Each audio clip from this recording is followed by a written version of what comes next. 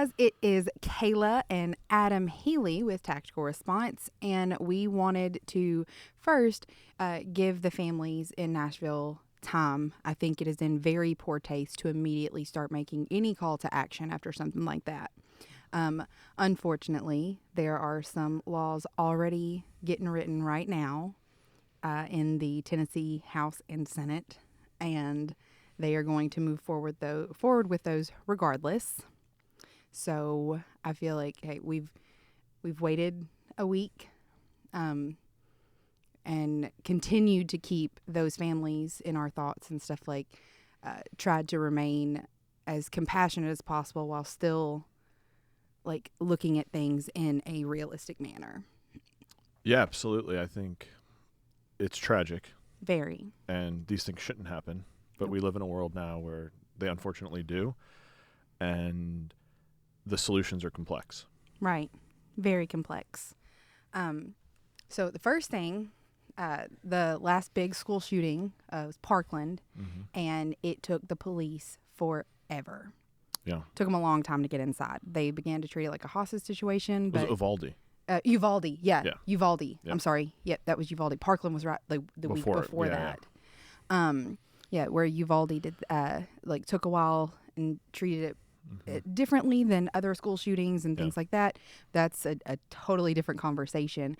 I do want to say thank you to the Nashville Police Department, because their response time was 14 minutes from the time that the call went out until they were inside of the school. Yeah, it was pretty impressive.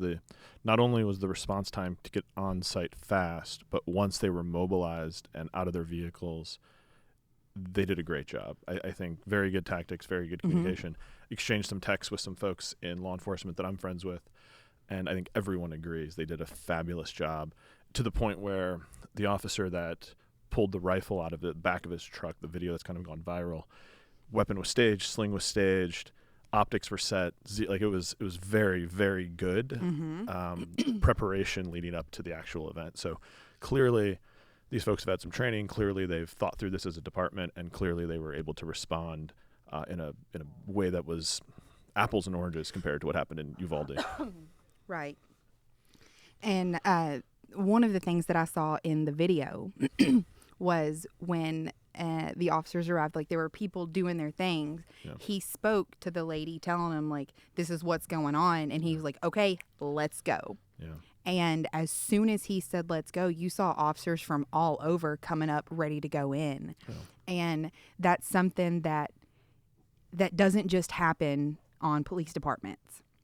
Like, and that might have been his job, but the example stands that when somebody takes charge and starts making shit happen, it happens fast. We see that here at the range too, right? Like we see that, I've been through a couple contractor classes out here, and you see that actually in those classes, because they're very dynamic situations where when things start to happen, and then when the instructor cadre starts to throw curveballs at people, a lot of times, maybe not a lot of times, but I've certainly seen it happen in multiple drills where people will not react quick enough until someone, doesn't matter who it was, starts directing traffic. And I think that's what we saw. The officer that arrived on scene, there were people moving about, but it took somebody to say, 3 people, let's go, or on me, whatever terminology he used, to actually get the ball moving. And sometimes making... Sorry, we just had Titan join us. We have some dogs joining us. Hudson, come. Sorry about that interruption, guys. We had Titan come in, and he really missed Hudson. So yeah, there's a dog sitting at my feet, Hudson, and him and Titan are buddies, but Titan's a little more bull in a china shop and started knocking things over. Yes, he did. So yeah, I think what I was saying, the thought process I was going down was around imperfect information. So I think from a tactics perspective, in high-stress situations, you can never expect to have a fully baked plan or a full understanding of the situation. Doing something is oftentimes, in those cases, better than doing nothing. Right. And that was something that my dad told people for years, like, whatever your first instinct is, do that. Yeah. Yeah.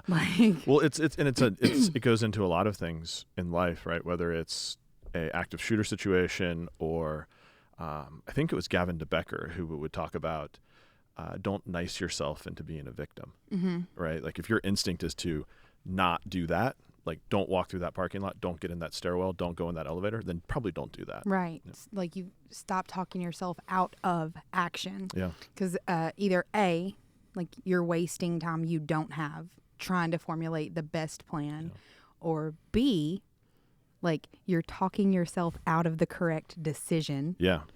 And then C, a lot of the times it gives you away.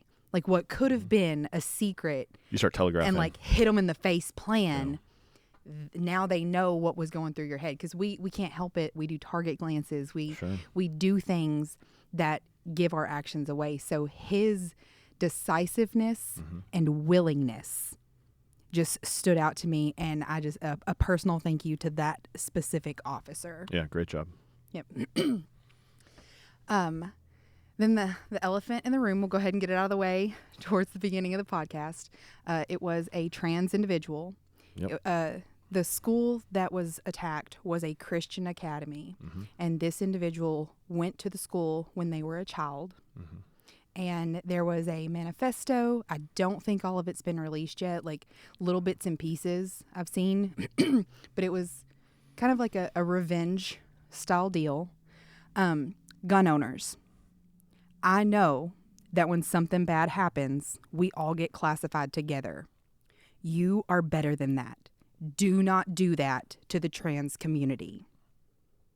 Do not do that to the trans community. It was one bad person. Which brings me to the other thing you're not going to want to hear. I'm good at that stuff, like the things that people don't want to hear. Well, it's what we're here to talk about. If you want your rights respected, respect other people's as well. Because recently in Tennessee, and this is speculation, but a bill passed about drag shows. Yeah, I heard about this. And I didn't think a whole lot of it. I haven't been to a drag show in years, so I didn't really think a whole lot of it. But I have friends in that community, and one of them come to me, and she is a lesbian. She dresses very masculine. If somebody complains that she is cross-dressing, she can be arrested for it at officer discretion. There's probably a lot of laws on the books that we could, we need Dana here to rehash all of the ones that we would disagree with. But I think the reality is the fact that the individual was trans, the fact that there was a prior relationship with the school, those are interesting facts, but I don't think enough to judge the overall macro situation. And just like to your point, gun owners don't want to be lumped together. Right. I think it would be unfair of us or anyone like us to lump any group together. And not only unfair, but irresponsible of us. Absolutely. Yeah. Stronger language for sure.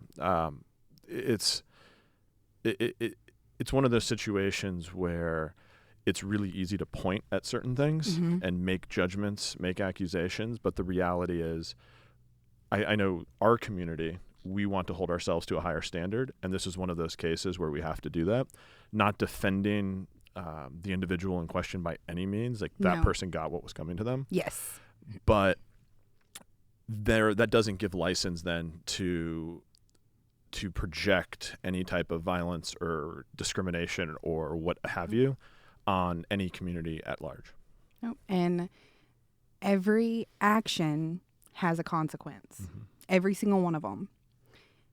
Your actions as gun owners have more severe consequences. Yeah. We are being scrutinized and looked at, and it is easy when you have a lot of people pointing their finger at your community to say nope and like divert that to another community. That's not the time for this. You have to hold yourself to a higher standard, right? James, I think, said this during one of the many videos, which was, carrying a gun actually makes him safer to society. Yep. Because yep. I subscribe to that. Kidding. Yeah, I subscribe to that as well. Like I wouldn't say I have a temper, but there's definitely points where your blood pressure gets up a little bit, and you have to remember that not only are you representing yourself, but you don't want the broader community to be painted with the same brush. Right. Oh, it's definitely made me a better person. Like, there have been multiple times where somebody said something, and I was just like, if I didn't have my gun on, I would punch them in the fucking mouth. Yeah, with what is it? It's with great responsibility, or with great great power comes great responsibility. Yeah, it's true. It's true, and we're being scrutinized as a community. Mm-hmm. We're being looked at and attacked in every possible way. And even when we think we have wins, whether it's Bruin or other cases that we've seen move their way through the courts, those are being weaponized by the other side that is coming after us pretty aggressively, and we shouldn't be giving them, no pun intended, any more ammunition. Right, and the reason that I talked about what that bill did was because that was a big thing in that community, and like, if FBI talk, a stressor of sorts. So, like, keep that stuff in mind whenever you're out there rallying for laws to get passed. The only time that I appreciate, and I say this specifically about the Constitution, but any time that you are passing new laws that are going to put people in jail for doing something, like, it better be like Better be good real laws. good. Yeah, Real good. taking away someone's freedom is arguably one of the worst things a society can do. Right. I think my litmus test for a lot of this, right, and it may surprise some people that will see this, that I took the position a second ago when we were discussing like kind of the trans community and what was happening there. It probably will surprise some people, but my litmus test for pretty much any law and any situation is more freedom, not less. Like, now we could talk more about children and things there. Like, there are obviously things that are there are things there that are not as cut and dry. But when it comes to adults, when it comes to freedom, I think my litmus test for all of these things is more freedom, not less. Right. I don't really care what other adults do as long as it doesn't impact me. And I had a professor once that said the difference between assault and battery, right? And it basically is like the edge of your nose. That's the difference. So when it starts to impact you, it is that's when, when it starts to impact me, that's when I care. So as long as, your freedoms aren't impacting my freedoms, then I think we're in a good spot. But to bring that whole point home, like, big picture, actions having consequences, be careful what you're pushing for. Everybody has a limit. Like, everybody has a limit. So just be careful what you're pushing for. We don't want further bad implications on things I think that it's morally unacceptable to take other people's freedoms away. And it is, unless there's a reason, right? And I think that reason, everyone's going to disagree on where that line is. And I think that's the hard part, where society has to be held to a higher bar than any of our individual perspectives on any given topic. But yeah, again, more freedom, not less, I think is my litmus test, with some very specific and very narrow edge cases there. And I actually, some people will also disagree with this. I have a bunch of hot takes on a lot of topics. But I actually prefer it when we have a split Congress, where Republicans control one house and Democrats control the other. I agree. Because the less gets done generally means the less laws are impacting me. And it really worries me. And actually now my like antennas go up when I hear massive bipartisan support, like this TikTok act, right? The ban act or whatever they're calling it.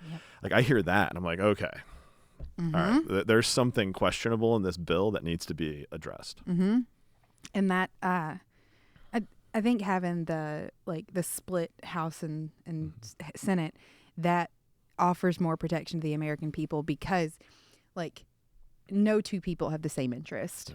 Like, and you're definitely not going to have the same interest for both parties. And I know that a lot of conservatives don't like to hear it, and that's who's going to be listening to this. Like, let's be real. A lot of conservatives don't like to hear it, but their rights matter too. Like, stuff that you might not agree with. Well, I think if we were to take the opposite position of that and say, well, if you don't agree with me, then your rights don't matter. Right. That's when then we become totalitarian. And I think that's just as big of a problem as anything else, because if that were to happen, let's say that happens, that unfolds in some, metaphorical world, that is a recipe for as many bad things as happening as possible. Mm-hmm. When any one group controls too much, that's when bad things generally happen. So yeah, I think, a lot of people, I think, become very indoctrinated in a dogma, which puts their blinders on. You end up in this echo chamber. I'm guilty of this myself. Like, I have to check out of social media on a regular basis. I have to, Oh, yeah. well, you know what? This was great listening to Fox, but I really should turn on MSNBC and see what they're saying, or CNBC or BBC or any of these others, because I actually think it's important to hear all sides. Mm-hmm. And then what you quickly realize is all sides are kind of wrong. Yep. And the truth, as is with most things, is somewhere in the middle. Yep. So now that we've beat that to death. Sorry. Yeah. No, I could talk, that could be its own podcast, Absolutely. that sort of stuff. But what do we say to the Moms Demand Action group, the parents who lose their kids? What do we say to them? Because the two sides that we're seeing, generally speaking, if the way the media is portraying it, is the save the children side. Yeah. And gun owners. Well, I think there's two. there was this cartoon that I saw once, and it was them wrapping. It was Santa wrapping presents, and it was taking away your rights was the box or something like that. And there were two wrapping papers: stop terrorism, protect the children. And it was the government just oscillates between those two in order to strip away more of your rights. Right. It just depends on who's making the argument, I guess. But to your question, what do you say to them?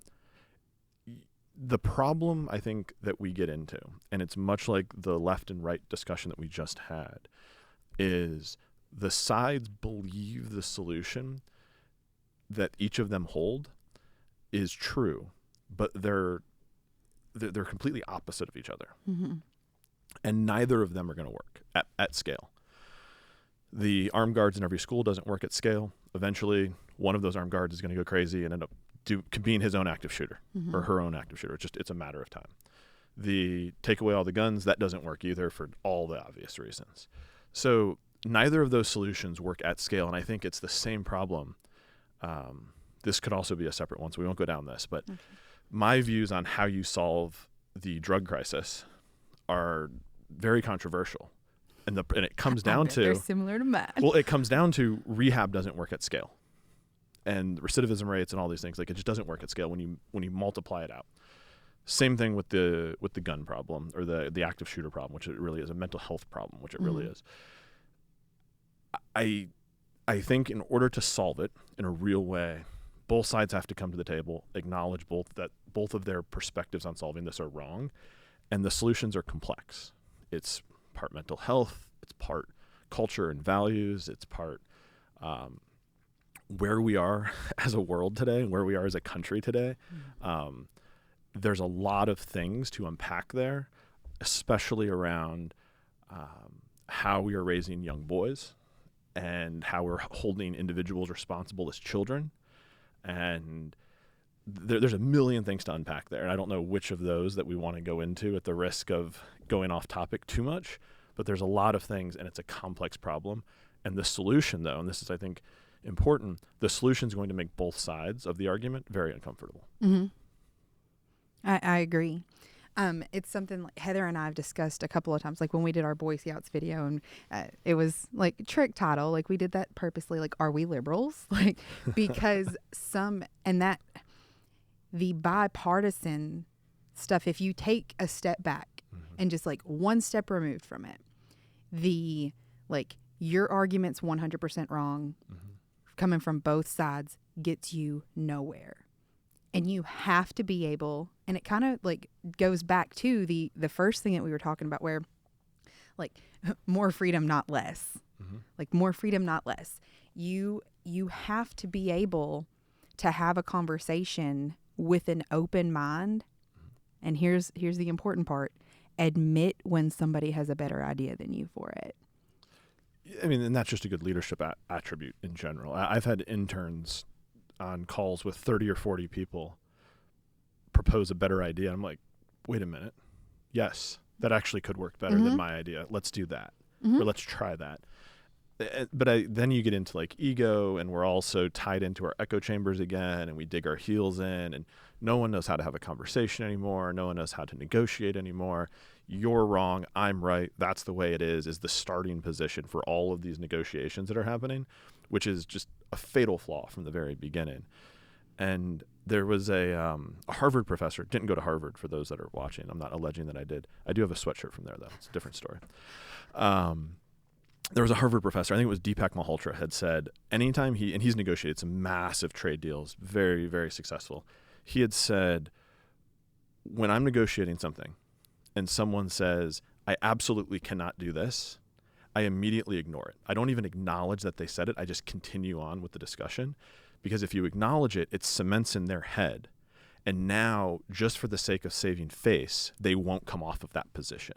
Okay. But if you don't make a thing of it and you just keep the conversation going, it is generally going to be much easier for them to say, okay, well, maybe I could be flexible on this topic. So I think that is a very good thing to remember, that and this gets into humility and ego, is none of us have the answer. We could sit here and we could bring in plenty of very smart people and we could whiteboard through this for the rest of the evening. We're not going to figure out an end-to-end solution that solves it. We could probably get close, solve some problems, but at least I would argue that starting from that position that you don't have the solution is probably something that is untenable in our current political landscape. Right. So right now, what I would like all of the gun owners to do, not the. There's going to be at least one non-gun owner who watches this. Right. I'm certain of it. For all of the people who do respect the Second Amendment and think that it is important to maintaining our way of life, please be polite, but write, call, email, do everything you can to ensure that no further action is taken against your freedom. Because I spoke to the attorney that got me set up with testifying in front of Congress last night, and I assumed you would have fixed all the legal issues while you're up there. I tried. No. That was my assumption last night. But he said that they are like in their offices right now, like massively putting together a bunch of red flag laws for Tennessee. And the sad part is, and most people don't know this, is legislators don't really write laws anymore. Right, like they have attorneys do it for them. Well, they have lobbyists do it for them, right? Like generally, what is happening is you want to do something, you call the trade association that is, or the lobbyist organization, or the PAC of whatever flavor. Hey, we're looking to do this, or they're telling you maybe ahead of time based on some donation that they gave, and they're giving you a appropriately formatted, complete bill ready for you to introduce as a congressman or a congresswoman or senator. I saw that. Yeah, it's like legislators don't they raise money. Right. And we can get into a topic on like I think there's two downfalls that basically we in some time frame, 50 years, 100 years, when we're all sitting, well, I won't be here anymore. But unless like Elon solves this whole aging thing, which I'm for. Hey, Elon. I'm sure he watches this. But we will look back at some point, our grandchildren or great-grandchildren will look back and we will track the fall to two things. Citizens United, basically unlimited campaign contributions from corporations, and congressional term limits. And because of those two things not being solved the way I would like them to be solved, because I think I'm 100% right on this, we end up in this situation now where politicians, all they do is raise money, and political action committees, trade associations, lobby firms feed them the bills they want passed. And what's scary about that, like when I was speaking to the guy last night, when I went to testify, we had probably 40 or 50 people take the day off of work and show up to show their support for a bill, and they would get like in a specific T-shirt. Mm-hmm. The next day, Bloomberg paid people. He bussed in from out of state, over 300 people to protest. I mean, that should surprise no one at this point. But it speaks to the problem of like, if if there are people, and it's all specific to the gun stuff. It really, like, Right now. yeah, right now. Like, it's specific to the gun stuff right now. There are billionaires who have nothing better to do with their money than pay people to pretend to have the same opinion as them. We don't have that. Gun owners don't have that. We could. There's plenty of billionaires that like guns, and not all billionaires are bad, just for the record. But yeah, it is an issue, right? When you amass a certain amount of ability, whether that is money, power, what have you, you can flex that ability to do a lot of things for you. And, you know, that's just, I don't think we're solving that. I don't think that's ever going to be something that we can solve for. I do think, like, we could look and, like, as, again, logical people for at least this period of time outside of an echo chamber. Some would probably argue this is an echo chamber, but outside of one, that not if they listen to me talk for long enough. They'd find out real quick it's not. but busing people in to protest, to, you know, peacefully protest or whatever, is not something novel to this topic. Has been happening for a while. You can just look at what's happened in Atlanta, and however many people got arrested down there recently. Like, only a handful of them were actually from Georgia. So we're going to see that. And I think the real question is, because this comes up a lot, is, well, then what? Like, does that matter? Does that move the needle? How do we counter that, if that's something we want to counter? And how do we prepare politicians to not be victims of that? Well, 300 people showed up today, so they must care more. How do we prepare politicians and educate them such that they're not influenced by that? Step one is you have to be active. And that's what, like, the point of that was like, they pay people to do it. You're not getting paid for this. It has to mean that much to you that you will do it for free, that you will write the email, that you will write the letter, that you will make the phone call, that you will show up and take time off of work when you can. Like, it makes it that much more important that you stay active, because other people who could not give two shits are active on the other side. Well, because they're being paid. Possibly. Because they're being paid. At least that's the thing right now. So it brings up a really interesting question, though. It's if you're not a billionaire and you cannot mobilize an amount of resources to sway opinion, then the only thing you can mobilize to sway opinion is your vote and the things that you just mentioned, making sure that the politicians that represent you, whether or not you voted for them, they still represent you, making sure that they understand and they hear your voice.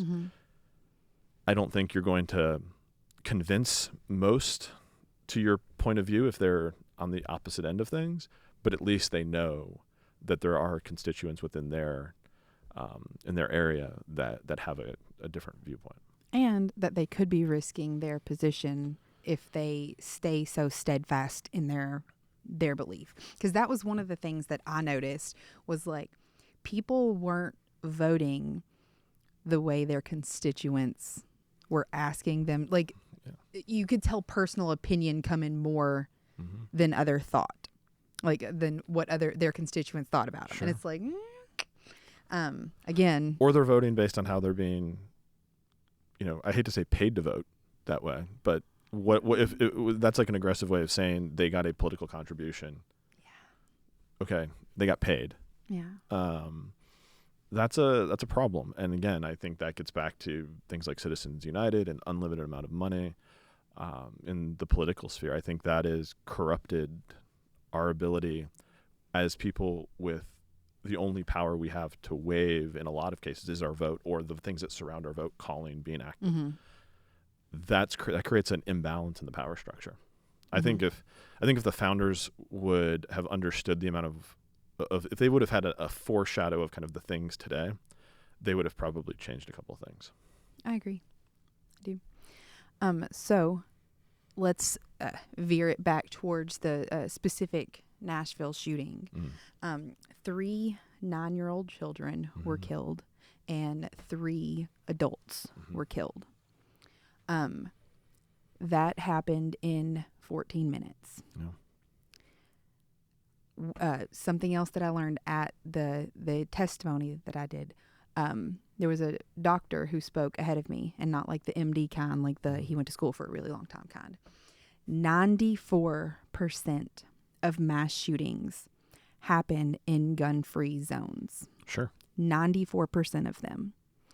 Every school in the United States, K through 12, is a gun-free zone. Yeah. And we are leaving our, and this is somebody that has skin in the game. Both of my children go to Camden School. Both of them go to the public school here. Both of them are in therapies that they would not allow us to utilize because of COVID unless they were actually enrolled at the school. And so this is, again, somebody has skin in the game. What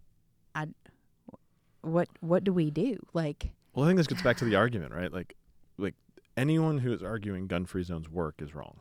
Right. That's my opinion. Somebody could create a bunch of data points and prove me wrong, sure. Except they couldn't unless they falsified the data. Well, we've never seen false data before.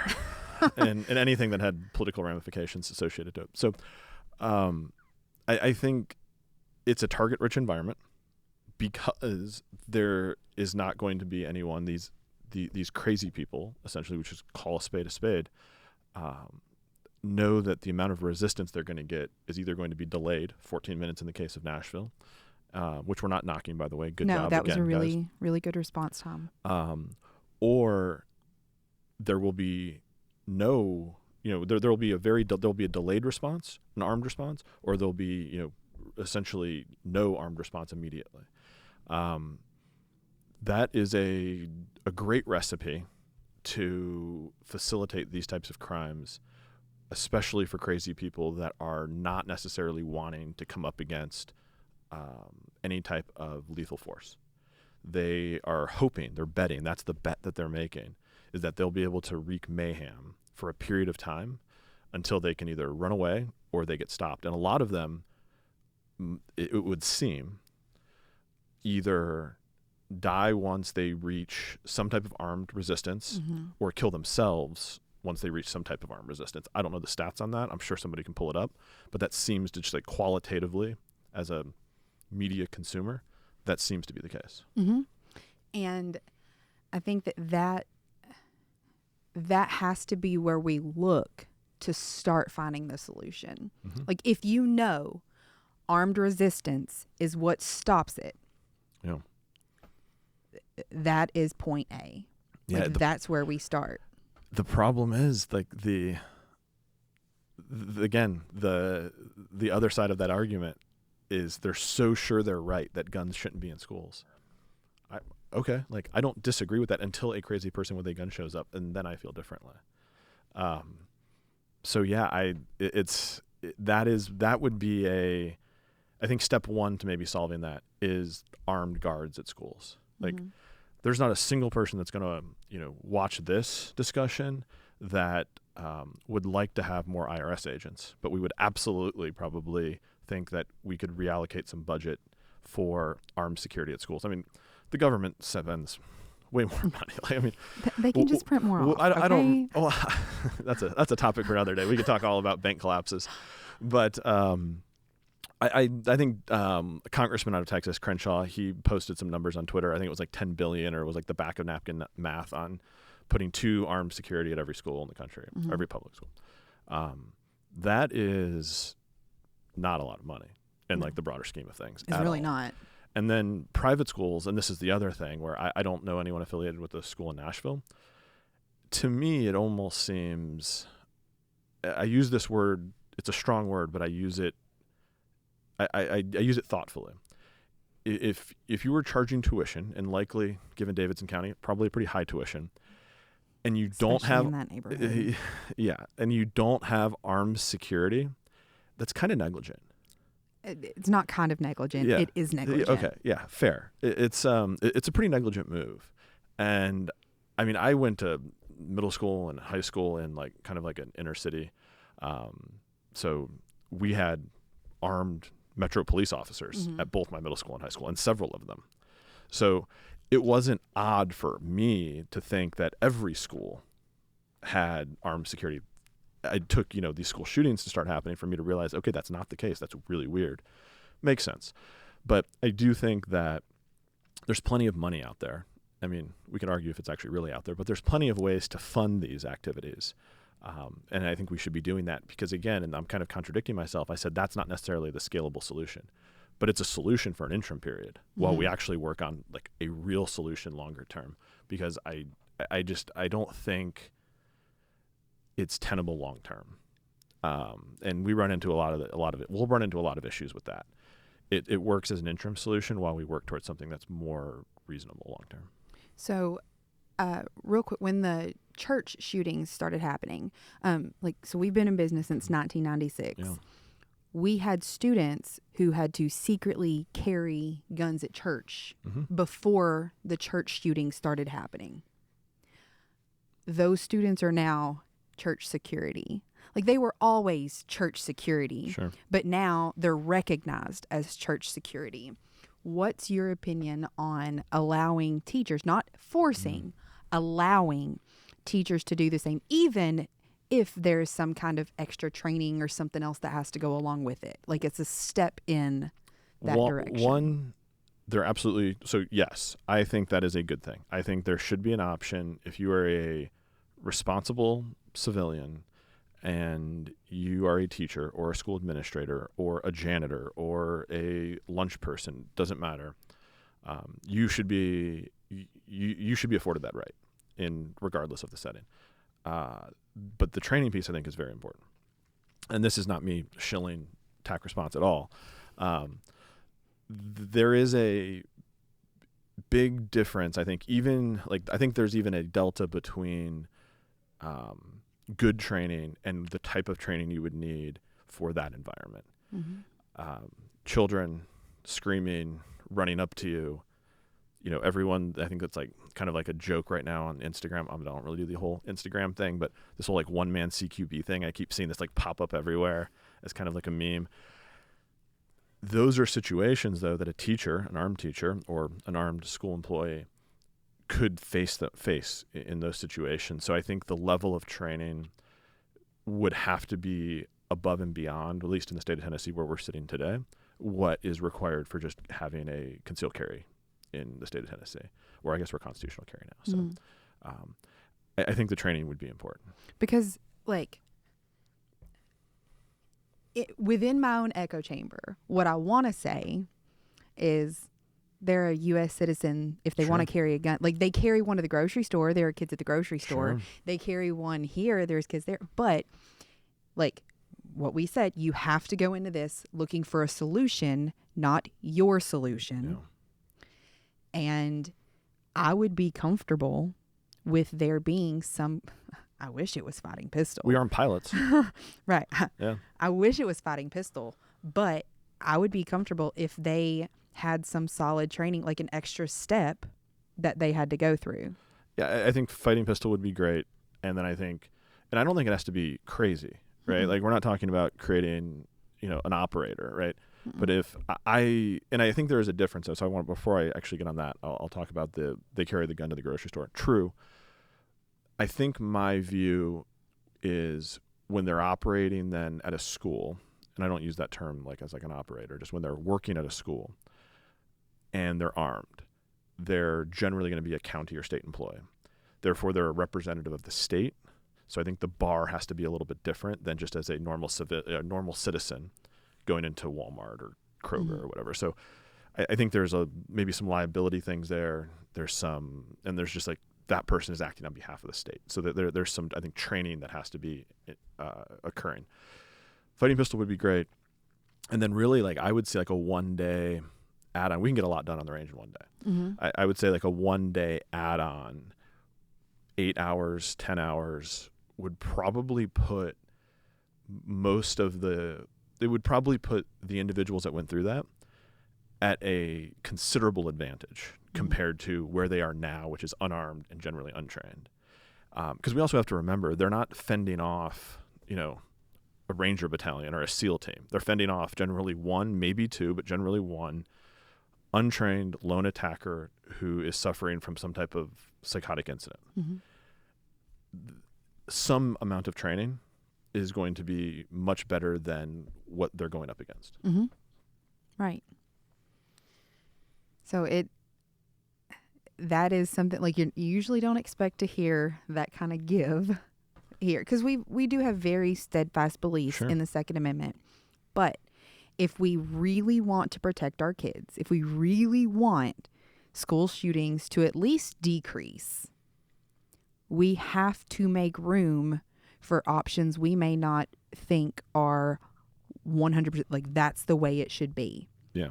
Like for there to be any movement from either side, because it's kind of like divorced parents. It really is. Like you've got mom over here saying like I think teachers should be able to carry and do this and that, and then you've got dad over here saying guns are bad, folks, and like then the kids. I like how the mom was the one that was pro-gun. I did that on purpose. Yeah, I'm with you. I'm with you. I'm with you. But so you've got like these two parents fighting, and the kid is the one who has to sit and wait Mm-hmm. for all the things to happen because they're not adults yet. No. Like they're the ones. It breaks my heart for the teachers. It really does. But my true concern, because the teachers are functioning adults who could make their own decisions. Mm. Like my concern is for children. And if you think back, Sandy Hook was an elementary school. Yeah. My kids are elementary school aged. Like, and I know my kids are 1,000 times more prepared than Sure. probably any other child at that school. Probably the most adults. Probably, unfortunately, because we have discussions about it. We talk about it. We talk about breaking rules. Like, hey, the teacher might say you have to do this, but if your safety's in danger, Mm-hmm. you may have to not listen to, like, you may have to do something else. Like, we have those discussions. But if we don't do something, the kids are going to be the ones that suffer. Yeah. And there's just something about a loss of innocence Mm-hmm. versus an adult that hits you harder in the feels. Yeah. Ultimately, parents are entrusting the safety of their children to these government apparatuses during the day. And God, when you put it like that. it's true. No. You know, I've been saying a lot lately. Well, actually, cool. I stole that from give credit where credit's due. I stole that from John Willis because he's like, it's not public school, it's government school. I was like, oh, that's pretty much what it is. But you know, parents are entrusting their children with these public schools, in these government schools. There's an expectation that they will be safe. Mm-hmm. That has been shattered in recent history many, many times. And the solutions that are in place now, gun-free zones, no armed guards, are not working. There needs to be something. Armed guards, arming teachers, training teachers, all of these things, I think would dramatically impact it. Again, and there was alleged evidence in the manifesto or the targeting that the Nashville shooter did. And they did I think the police chief in Nashville said the shooter did a threat assessment of 2 locations. I was like, threat assessment's a strong word. They went and walked around and figured out which one was going to be the easier target. Mm-hmm. And they picked the school.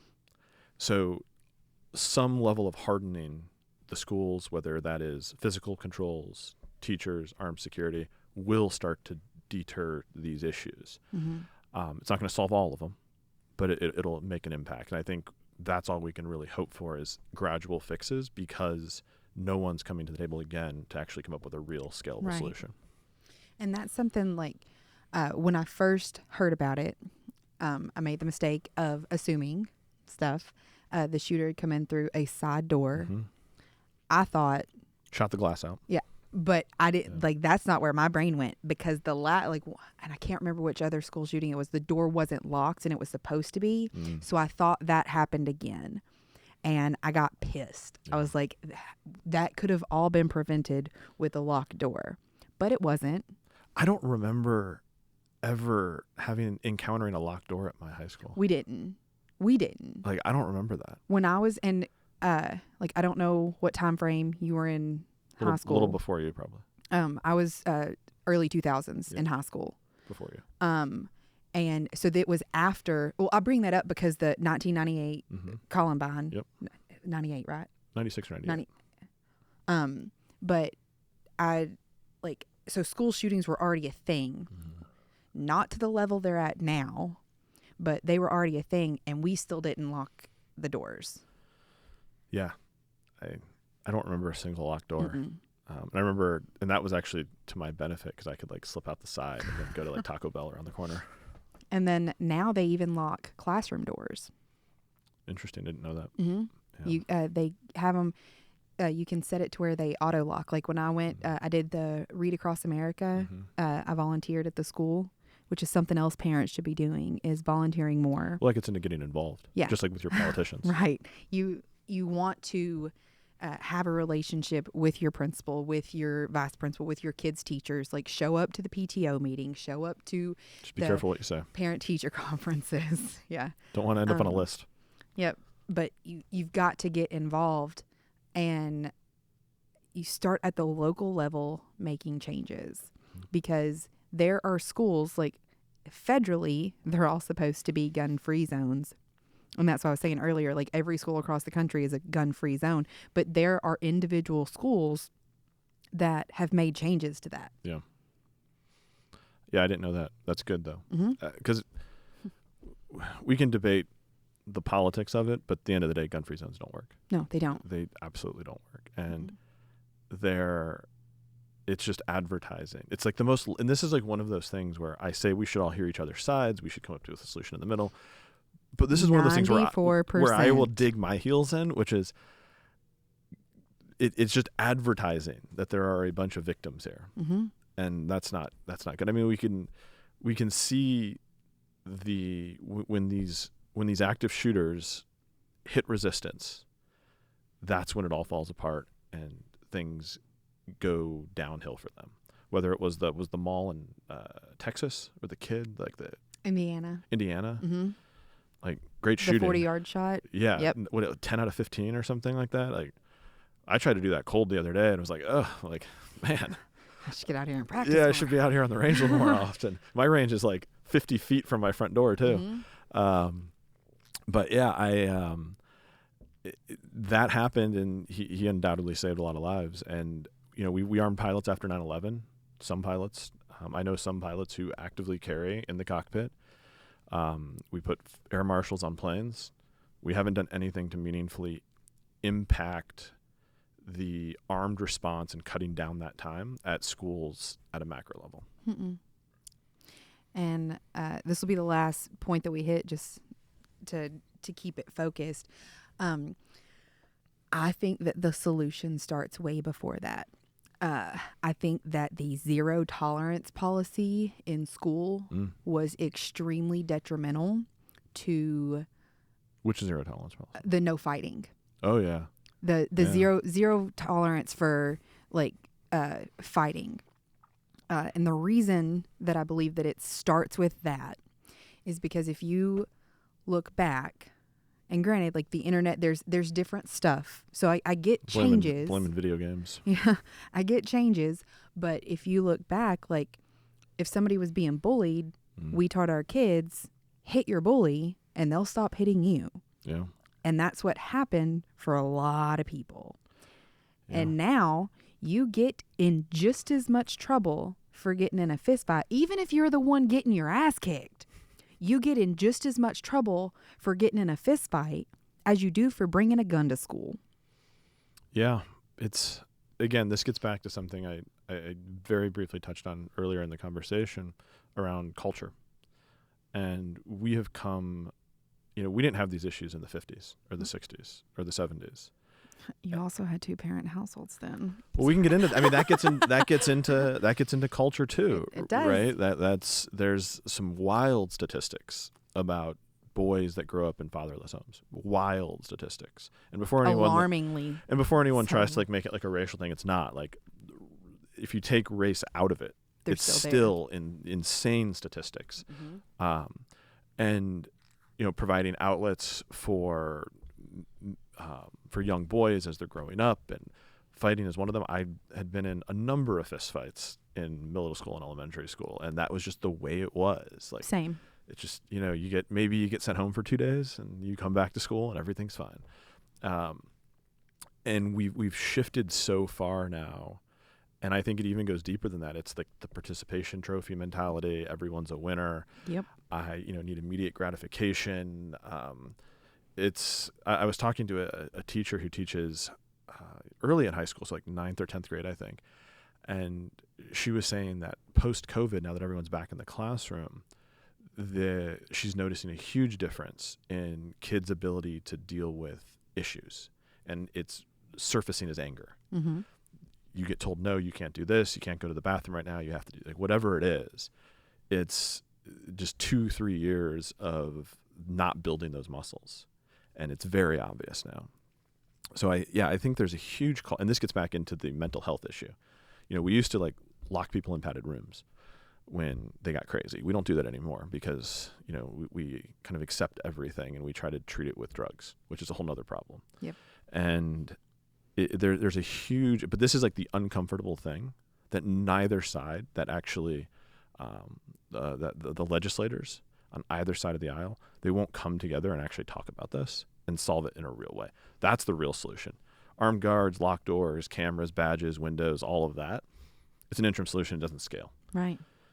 Solving the problem, the cultural issue, the mental health issue, that is where we will solve these problems. But I don't think we have an appetite for it as a country, which is very unfortunate. I mean, I think a lot of the citizens do. I don't think our elected representatives have an appetite for it. That means the citizens have to get louder about it. You have to start pushing for it. But you saying that, it reminded me of the like strong people create easy times. That's true. Easy times create That's easy true. people. And it kind of, it works as in a cycle. So we're going to get back, but we are at the cusp, like right before it has to change in 2023. Yeah. Things have never been easier for us as a country. Like when you're arguing over the stuff that we are arguing over, like people in Africa, like in like Kenya, the places that are poor, they're not having those same arguments. Oh no, it's crazy world. Like I've spent 28 months in Iraq. I spent 8 months in Afghanistan. I've been to Haiti. I've been to Nicaragua. Not Nicaragua, like back in the day, like more recently, like 2008, I think I was there. But like anyone who's complaining about anything here, like I will take you on a trip to Port-au-Prince.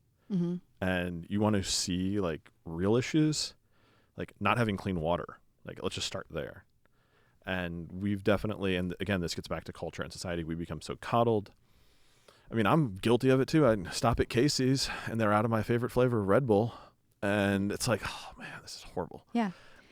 And like, so me saying that things have never been easier, it doesn't mean that we don't have like horrible, awful problems, because we do.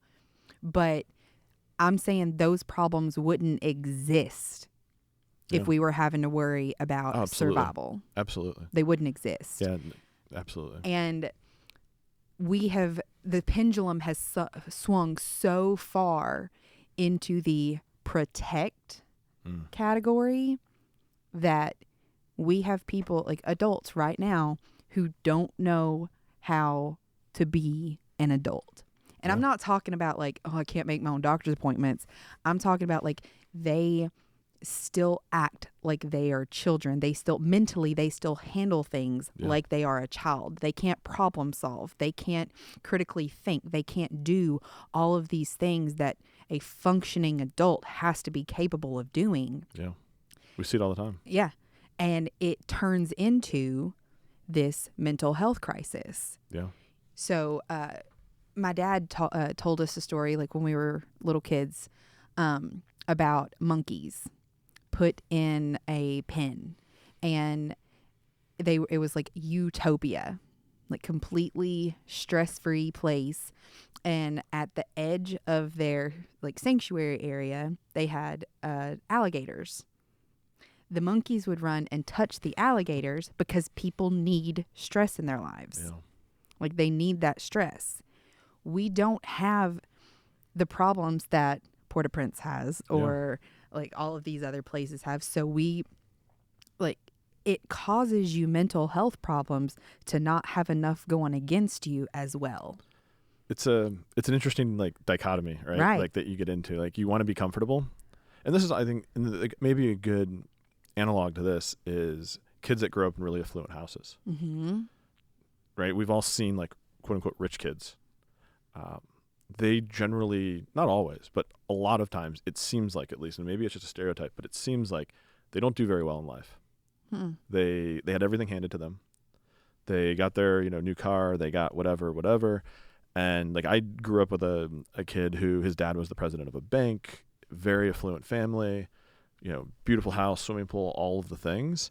Like I haven't kept up with him in 20 years. Last I heard, he was out of rehab for like the 8th time, and in and out of jail and in and out of rehab. And I think that's one like micro example of a much bigger problem where we don't hold people accountable. Mm-mm. You're not accountable for what you say or what you do. This is at the risk of being too controversial. I think like the whole masculinity argument has not helped. Mm-mm. The world does need strong men at the end of the day. It needs strong women too. And it's a balance, and it needs both. But all of these things are now, I think, coming home to, we have a mental health crisis. And it's not just with school shootings. It's, I was just in San Francisco a few weeks ago, and it was, the area I was in was actually lovely. It was like as clean as it's ever been. It was fine. But then we had to kind of like drive through some of the crazy areas, and there's a like legit mental health crisis in this country. And it's I watched a video last night. A 12-year-old girl committed suicide because of bullying at school. Yeah, I believe it. 12 years old. Yeah, there was an issue. I think it was 2018. 90,000 people in New York City lost power.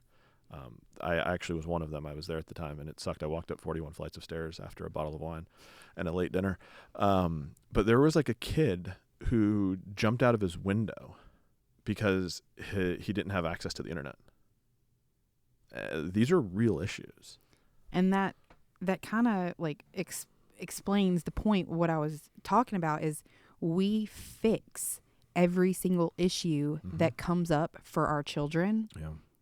And like I'm guilty of it. Like when I see my baby's hurting, I'm like, whew, I want to change that, fix it. Like so that it's your instinct as a parent. Yeah. You have to have the ability though to be like, no, this is something that they need to do on their own. Jordan Peterson talks about this, and he says, don't interrupt your kid when they're doing dangerous things safely. Yeah. Carefully. Yeah, that's what it is. Yep. It's true. Jordan Peterson is one of my absolute favorite people to listen to. Yeah. And that was something that I picked up as like, okay, a reminder, like you. Yeah. My husband does stuff with the kids. I'm like, you're making me nervous. But it also circles back to that 2-parent household thing. Like that's supposed to be the dad's responsibility. Mm-hmm. It's supposed to be like one parent's responsibility to be the push for their kids. You push them to do stuff. You push them to make their own mistakes. You do all these things, and that's how you turn into a functioning adult. Yeah, and I think there's a lot of stress on kids these days that is social media influenced, and then they're not given this type of reinforcement of failing and scraping their knee or bumping their head or whatever it is. And I think when you combine all of that with all the other things that we've talked about and about 50 others, you end up where we're at. And, I'm as pro-American as anyone, and things look kind of grim. Yeah. A little bit. And I don't say that to be Debbie Downer here, but things look a little grim at the moment. I agree. I had an Easter egg hunt, like just for my kids. Gage and Emmeline, they're a year apart, and I was like, whoever gets the most eggs gets $1. I didn't realize that I put an even number of eggs outside. But we couldn't find one, so it worked. And then when Em got the dollar, she's like, well, I'm going to split this with Gage. And I was like, no. Gage didn't get, like, it was like 13 and 14. There was one egg separating them, but I was like, no, Gage lost. You won.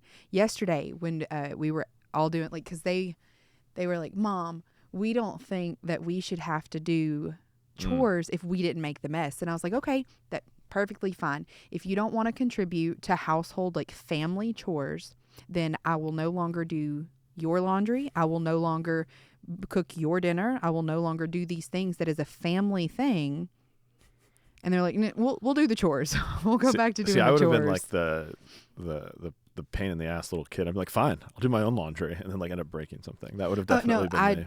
I told them that they would have to buy their own food. Like, they would have to do all of these things, because if you don't want to contribute, that's what you have to do. Like, and so trying to set up these things with our kids, because like, it's touchy topic, but Gage is autistic, and very high functioning. Like, I don't think it should be touchy. I think it's just, it is. I know it is for mom. For him, but, yeah. It's not so much for me. But like, he asked me what autism was the other day, and I was like, "Fuck."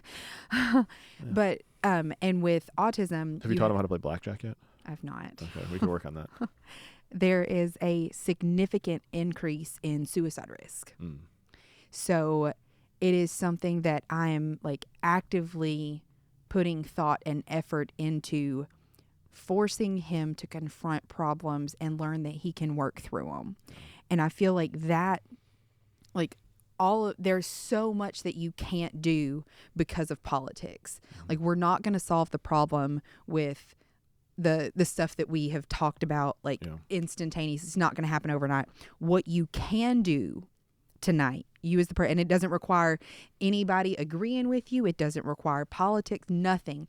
What you can do is make your children work and earn for things, because it will give them a better sense of confidence and the skills to actually work through and handle stuff as an adult. It starts in the home. 100%. It does. It starts in the home, and then it can spread, but you're only responsible. You can only be in control of what you can control. And for most of us, that's our home, our house, or whatever, our business, whatever it is. You start making those small changes there, and it can become contagious, right? Especially if you, and I think for adults, it's also important. Most of these, crazed active shooters are adults, or, at least 18. You also need to think about who you're surrounding yourself with, who your tribe is, how you're spending your time. Those things are very important, also for adults. And then if you surround yourself with the right people, the things that you just mentioned can become contagious. And that can create a more resilient street or community or neighborhood or school or whatever that is. But you have to start small in these cases, at least for us. And then the other thing that you can do, and this is hot take, gonna ruffle some feathers, you've got to hold yourself and the people that you surround yourself with to a higher standard. So if you see a friend of yours that is just give to their kids, like, hey, have you thought about, like, this other way? Tread lightly. Yeah. Nudge them, like, hey, this thing. I watched an episode of Last Man Standing. It's so funny because it reminds me so much of my family. Like, the dad has a vlog and stuff on there. But one of the girls was getting married. She was being a total bridezilla. And the dude was like, I'm not going to be around her acting like that. Like, you do you. I'm not telling you how to, like, change what you're doing, because he was talking to the girl's dad.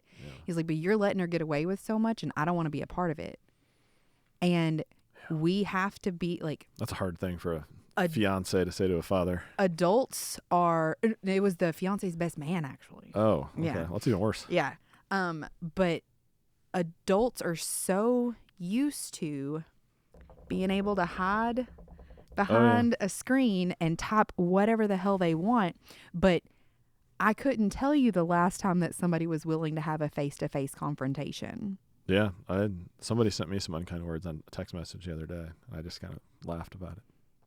Like, Yeah, say, so as like part of it is leading by example and calling people out on their bullshit, yeah, holding yourself and your children to a higher standard yeah. will start to make changes. Like the whole be the change you want to see, like do It's like it. every college slogan. I Fucking think. do it. But I Yeah. mean, No, it's true. you gotta lead by example. You have to lead by It's just a example. cheesy way of saying that. It's true. You have to lead by example, and kids are gonna watch, and they're going to mimic. You ever like seen those memes or those like shorts on YouTube where kids like scream some profanity laced thing, like where they learned that from someone, probably dad, maybe mom, but probably dad. Gatlin walking down the hall the other day, he said "motherfucker."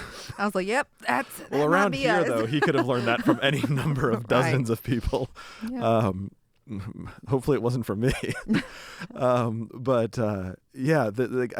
Kids are very intrigued by everything that happens around them. They're little sponges. It's cliche, but it's true. And leading by example is incredibly important, and having conviction in what you do, and not being a hypocrite, and holding yourself accountable, and holding your spouse accountable, and surrounding yourself. Like Daniel Penna says, "Show me your friends, I'll show you your future." Mm-hmm. It's like very true. Like I had never really thought about it until I heard him say that. Like, yeah, that's very, very true. And that gets back into adults need to surround themselves with good people as much as their kids need to be surrounded by good people, and it's self-reinforcing. And if you have a large enough tribe, I feel like I gotta sneeze, or a close enough tribe, even if homeschooling isn't a current option to you, it could be. That's something that I'm looking into when the kids get a little bit older and they no longer require the services that they are using at the school right now, is almost like a co-op, but with alumni. I'm very pro homeschool. I think that is a great way to make sure that what is going inside your kid's head. Mm-hmm. And we were just talking about it up front before we came back here, and I think COVID, and I get it, like COVID was this horrible thing or whatever, and everyone has different views on it. For me, it worked out great. I had like nothing but good things to happen to me during COVID. And I somehow got sick. And I feel like I was here like every week for a period of time. I somehow never got sick. I'm impervious to the COVID. But I think COVID was like an awakening for a lot of parents, because now they're walking past the Zoom call and they're like, "What in the hell was that? Like, let me hold on. What was just said here?" And I outside looking in, it felt like a lot of parents were starting to realize what was happening and didn't like it. Mm-hmm. And you solve a lot of that with homeschool. Yep. And there are options for homeschooling. Like you can do the co-ops, you can do where you get like a group in your community together to like different people teach different subjects, different things like that. And then you can do it as simple as finding free programs online. Yeah. Khan Academy. And doing it that way. Yeah. They, if you are just hell bent on your child learning the information that public schools are putting out, they have a public school homeschooling option as well. Yeah. Where they can stay at home all day and work from the computer. And I don't like saying like, if you don't homeschool your kids, you don't like the whole like forceful, like you got to homeschool. Whatever you think's best. Because it's not just whatever you think is best. Like sometimes you are held up by finances or there's constraints, situations, things like that. Yeah. So like just because you don't homeschool doesn't mean like, I think less of you as a parent. Like I don't homeschool right now. I want to. I wish that I could homeschool right now, but with the services and the like taking over this, and my husband works in CT, so he's medical shifts like 12 and a half hours, all the stuff. There are so many constraints, but it is something that we are looking into when the kids are a little bit older, and it works better for our family. Yeah, and it affords a lot more time together. Aside from the obvious benefits of what they're being taught, and they're being taught things to a specification that in many cases probably exceeds reading levels, math levels, etc. in the public school. Not in all cases, but probably in many cases. Homeschool, and there are constraints. I think that's a whole nother discussion, which would be an interesting one to have at some point around, lifestyle design. And it's like everyone I talk to is like, I just want like a piece of land, and I want to do this, and I want to do that. And I was just at the self-reliance thing, and it was like, and it's like, well, like, what are you doing to like move towards that direction? Oh, well, I'm like, I'm just trying to get this next like $1 an hour promotion, and like, no knocking that at all, but like, I think people need to be a little bit more prescriptive. If you want to drive towards a particular set of goals, whether that is run faster, shoot better, homeschool your kids, whatever that might be, it's not going to happen by accident. And accountability is the only way it's going to happen. You have to hold yourself accountable first. And that was something like, because I was doing nursing full time when Gage started school, and Alex was working at the hospital full time, and it was just like, who's giving up their career? Yeah. Like who's? It was me. I did, because we did homeschool the first year when COVID hit, when they were trying to make the kids wear masks and stuff. We did homeschool that year. Yeah. And it was just like, this is like it's a lot. It is a lot. Yeah. And having multiple children, and because my sister, she's got 3 kids in 3 different grades. But they're also a little older though. They are a little. Yeah. It's gotten way easier as they've gotten older. When they were younger though, that was her dedicated job. Yeah. She treated that like a career. Yeah. Because what more important thing is there? Yeah. Well, putting a very selfish hat on, it's also a good investment, right? Like the dividend you get from that is, as you get older, hopefully you have successful children. Hopefully then they're able to take care of you as you age out.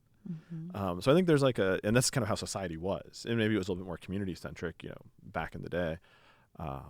But I think that was always the view, is you want your kids to do better than you. And there is investment you make up front, and then you get that dividend on the backside of it. Yep. That's why I'm the nicer parent. Yeah. It's hard. It's hard. I think it's really hard, especially now. Like, and now we're like way off the topic of like the Nashville shooting, but, inflation. I saw, like, I was at Kroger the other night, like good eggs were like $8.99. I was like, what is this crazy? I get my eggs from the farm down the street, so I pay like nothing for them. Right. But it's really hard to do right now, to think about, well, anyone who's watching this, well, homeschool, I work full time, to your point, husband or wife, whatever, works full time. It's hard to do. Inflation, gas, demands of life. Maybe you're taking care of an elderly parent, or like there's so many different challenges. And I think our society, and back to culture, we've optimized for all of the things that a modern life provides us. But at the end of the day, there are still these immutable things that we have to deal with, and we like lost our optimization to deal with those. Right. And but it all ties back in, like everything that we've discussed can be talked about from the perspective of the Nashville school shooting. Yeah. Like if parents were like worried and looking for a way to fix it, like this is one of your options. Yeah. You can homeschool. Sure. It is an option.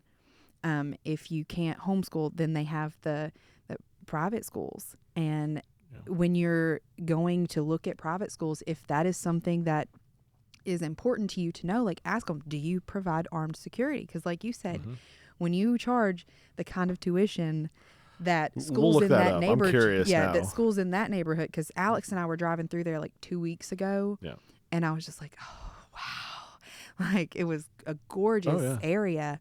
But when for those that don't know, like Nashville has like real estate has gone nuts. Oh yeah, like you can't get something that's like 3 bedrooms in a nice neighborhood for under $1 million. Like it has gone bonkers. Not to cut you off, but yeah, it's crazy. Yeah, and that it's a private school. And so, like you said, completely negligent to not have armed guards on the premises. Yeah.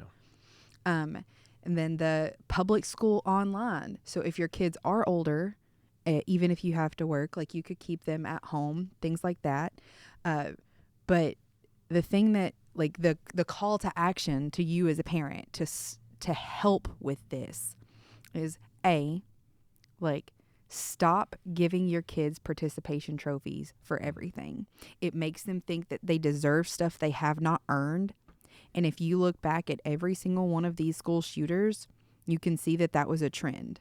Like, they didn't get their way about something. Yeah. Stop making your kids like do the I'm trying to find the right words, like, stop making your kids more scared of breaking the school rules than they are of dying. And that is a conversation that not a lot of people have had with their children, is like, you cannot be so caught up. Like, we have specific drills here in our curriculum that force you to break rules, that force you to step outside of like this societal like box that they've put you in. It forces these things on you. You have to do that with your kids too, because the whole run, hide, fight thing isn't working out very well. Yeah. It's not. What are your thoughts on kids at a certain age knowing how to apply a tourniquet or a chest seal or a quick clot? I think that should be something. As soon as your kid is capable and understands when to use it. Like, that's my issue with Gage right now, is like, he is physically capable of like a chest seal. He's on tourniquets. Maybe strong enough. Yeah. Maybe on tourniquets. But like, he's a little boy. Sure. I can't get him to focus and pay attention long enough to know like, this is when you would do this. Stop protecting your kids. And I say that in the context of like, stop solving all of your children's problems for them. Stop telling them that the world is a place full of rainbows and unicorns and that nothing bad is ever going to happen. There are two different ways that you can raise your children. One is to protect them from the world, which stops the day they turn 18. The other is to prepare them for the world, and that is a lifelong lesson. Please prepare your children. Talk to your children. Like, yeah. You have to. I mean, it's your job. Yeah, it is your job. So those are the things that you can do right now as a parent. And then as a gun owner, write your congressman, email your congressman, phone your congressman, do all of the things to let them know that these red flag laws don't work. It'll just be a matter of time also before they're weaponized. They already have been. Yeah. Like, in that. Yeah, that's true. Like, conspiracy theory. Like, I need new conspiracy theories because all my old ones came true. So lay this one on me, please. I think that red flag laws are going to lead to complete gun confiscation. Yeah. Like, they can't go door to door. They know that. There are too many people who would not allow that to happen. But if they do a red flag law, they can paint you. Sure. As I feel like I've heard this somewhere before. Yeah. Yeah. As something that you're not, and then legally take your guns from you. Yeah. I mean, and it used the word legally. Yeah. I mean, especially, I take issue with that when it's like, well, is it legally? I don't know. You don't get due process. Yeah. My point. Yeah. But they don't go to prison for it. Well, that's a different problem. But that I think is my litmus test for whether or not something is legal. Like, if you do this, are you going to prison? Yeah. The answer is no, they're not going to prison. So it. Yeah. It's under the color of law type of thing. Mm-hmm. The thing that's interesting, we talk about gun confiscation. A lot of people will say, well, like, they don't know how many guns I have, and this is more of a awareness topic. And I don't think it's a conspiracy because we actually have seen this played out with the forced reset triggers and others, is it may be illegal to maintain a database. Mm-hmm. But all it takes is a warrant to any number of vendors that sell ammo, holsters. Like, if I wanted to create a gun registry, I would just subpoena every holster maker. And now I know the model of gun you have, roughly how many, your name and your shipping address. Like, those databases exist. And just like we saw, or allegedly saw, coordination, we'll call it, at least for the purposes of this discussion, between government agencies and Twitter to suppress certain things during COVID, you will absolutely see coordination between private industry and government agencies if it comes to like what you just described. You will absolutely, and I don't think that's a conspiracy theory. I think that's just the way investigations work. Is you want that information. So, do let your logic win. Emotion and logic are always at a battle with each other. That is the one that like. That's what leads us to stuff like this. We try to bring logical answers to emotional questions. And so I'm telling you, let the logic win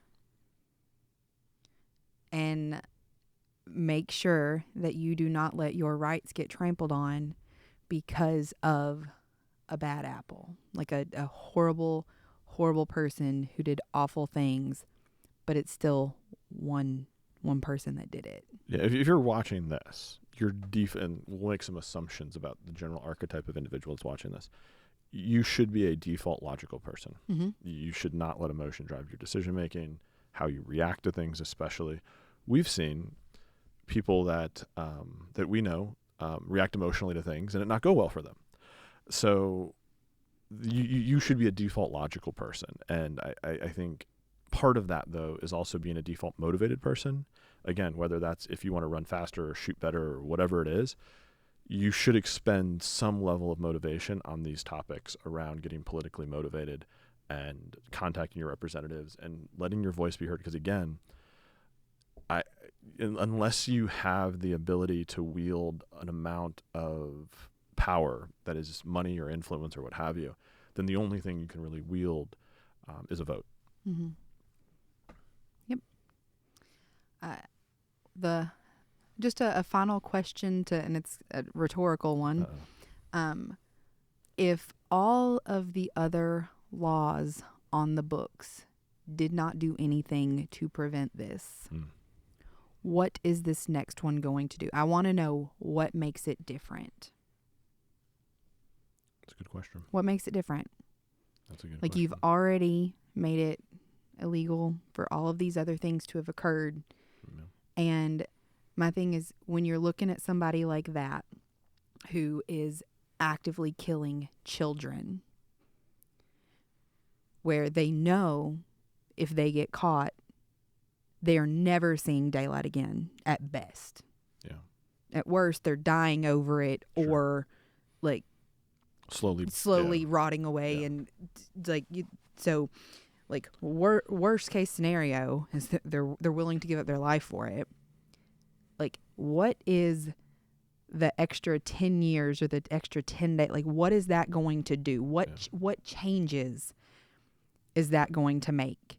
If I was negotiating this with our representatives, which I'm not, thank God, my starting position would be, do we agree that whether it was this most recent shooting in Nashville or Parkland or Uvalde or whatever, do we agree that that person was evil? Yes. We could all, both sides of the aisle, probably agree to that. Mm-hmm. I would hope. Yes. Okay. Do evil people generally follow laws? No. Okay. So what are the hard controls that we're going to put in place? Not the policy, not the regulatory, not the legal controls.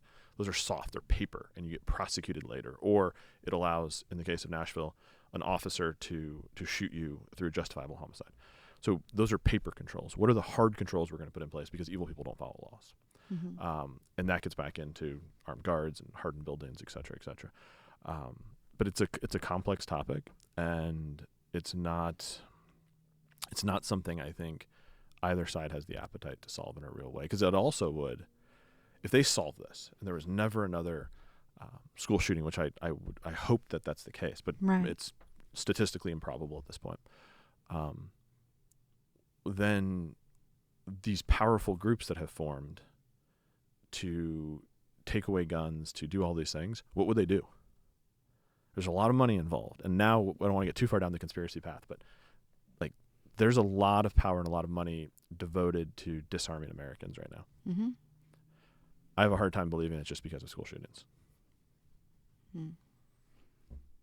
We like I've got layer upon layer of tinfoil in my hat. Okay, so probably stuff I shouldn't. But even back admit to your point, yes, Yeah. I agree. What is this new law going to solve? What's the difference? Yeah. If you can articulate to me how this one will be different, I will listen. Yeah. I will listen with an open mind. If you can articulate to me how this law is going to be different from all of the other laws on the books. Yeah. Agreed. So go hug your kids extra hard tonight. Have the hard conversations with them, the ones that make everybody involved uncomfortable. Prepare your children, and remember, your responsibility to be ready for the fight never ends.